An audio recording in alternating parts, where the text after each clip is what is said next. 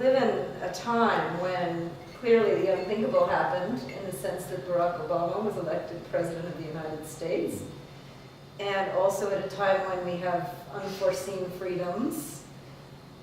And from your perspectives as performance artists and theorists of performance art, I wonder if you can say something about how media and the relationship now that your work has to straddle between live contexts and virtual contexts has changed what you do? Has it expanded your audiences? How do you manage to keep a foot in both the live world and the virtual world?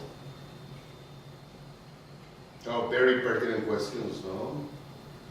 See, the thing is that the new technologies are so attractive, so seductive, that they can easily, get us lost.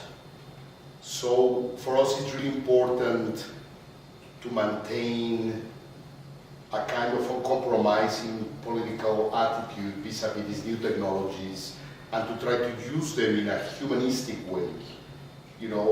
The question for us is always, do they really further our political and cultural project or not?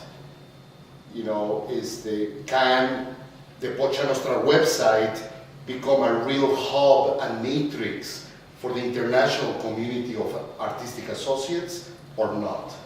And if it really works, we really nurture it. Mm-hmm. No? Mm-hmm. So I think that it boils down to that. We want to utilize all these new technologies, Twitter, Facebook, Flickr, you name it, in a way that it really furthers kind of like our quest to develop radical communities, to exchange important information across borders, and to create interesting experimental projects that kind of outlive the impending, for example, the impending economic crisis, right? So we can find a lot of shortcuts that, in our case, can make us create a project that otherwise would cost $50,000, that can help us create it with $5,000. Because the new technologies and our Chicano sense of piracy, Mine too. find interesting shortcuts, Also, as performance artists, who are sort of comedians in terms of métier, new technologies allow us another sort of format to intersect and invade popular culture. So we are engaged very specifically and directedly, rather than trying to translate a full performance into an internet-specific event. Rather, we really look directly towards how can we make art specifically for this kind of format, so that it can operate as a parallel project to the live artwork, which is our primary work. How can it operate parallel to that kind of project? So we have currently a lot of people working very specifically with our imagery and how to translate it into the internet, and also we have like YouTube curators and we are creating projects that are for that format, so that the work can really cross those borders. So it gives us access to many more types of audiences, no? Yes. And also at the same time, it's a great tool to research the psyche of society, no? Just to give you an example, when the internet became popular, it soon became clear to us that two of the main obsessions of contemporary performance, which were role-playing and interactivity, had an equivalent in pop culture.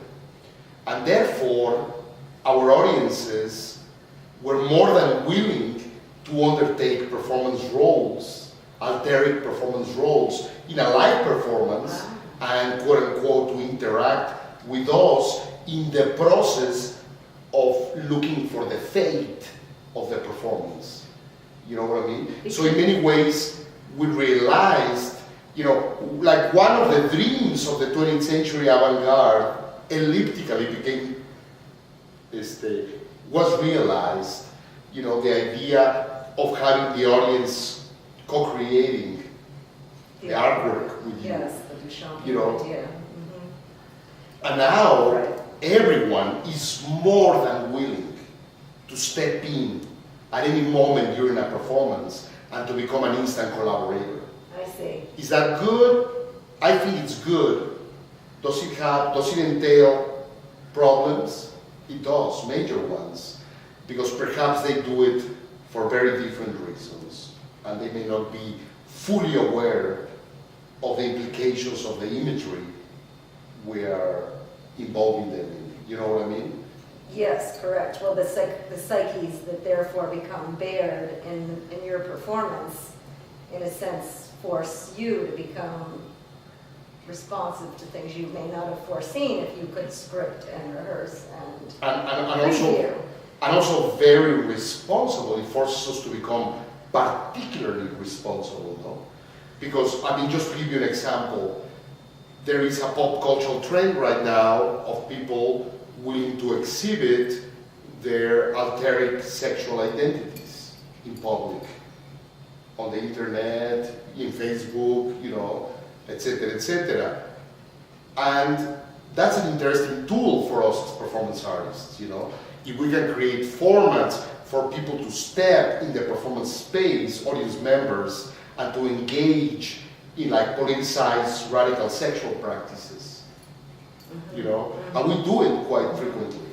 You know, we invite people to take off their clothes and to, on the spot, politicize their bodies and to utilize their bodies as cultural and political artifacts and so on and so forth. But stop.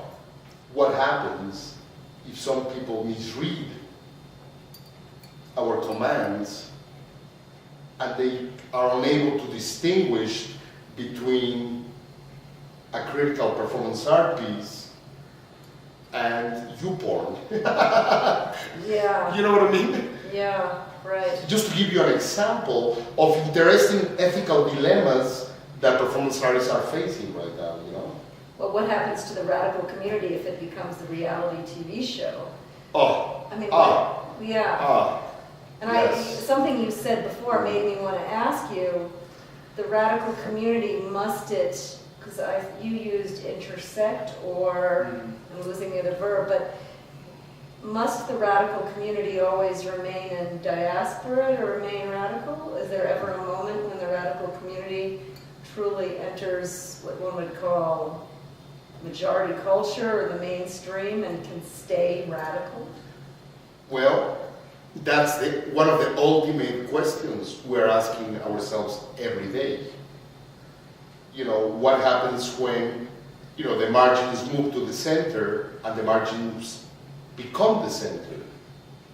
You know, perhaps, you know, what happens when, you know, radical sexuality, tattooing, piercing, you know, environmental concerns, anarchist lifestyles, and radical performance art become weekend practices of yuppies in New York, San Francisco, and Los Angeles. Wow, wow, wow, you know what I mean? But then at the same time, it's important to differentiate between radicalism and the spectacle of radicalism, you know? And that's also a very kind of blurry territory. You know what I mean? But I also think that the possibility of the kind of immediacy of the internet, social networking sites, Facebook, YouTube, Twitter, and those kind of things afford a kind of populist radicalism. You know, and I think that you know, the challenge is to keep it Everyone can be a performance artist on the weekend.